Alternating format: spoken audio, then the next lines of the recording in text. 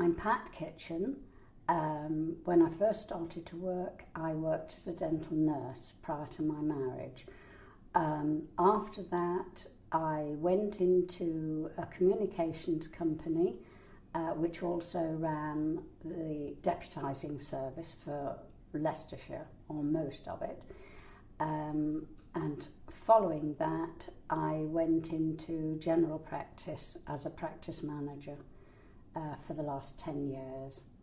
Physically, the physical symptoms can be anything from head pains, and I use the word pain advisedly because it's very different from a headache.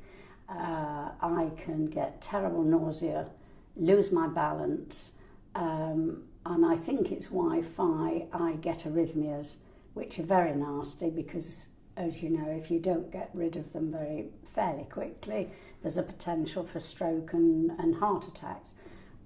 If I want to meet up even with people like myself, we have to go somewhere where we know it's been monitored and it's all okay. So one tends to be slightly isolated. And this for me is difficult because I love communicating, I love people.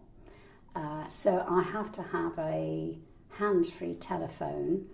I couldn't put a telephone to my ear, and I don't have a mobile phone. And I can use that, but only for a limited time. So it really cuts you off from other people, which is not pleasant. And as one gets older, we're told you must socialise, you might get dementia. But how can I socialise? Now, if I were disabled in some other way, say for instance physically, and I couldn't walk or something like that, there is now legislation for premises to be made available by way of ramps and such like, so that people who are disabled can go in. Now, we're disabled really, and we want to be enabled in the same way to follow the life more or less that we've lived. I don't think that's asking a great deal. But until somebody recognises our condition as a disability, this isn't going to happen.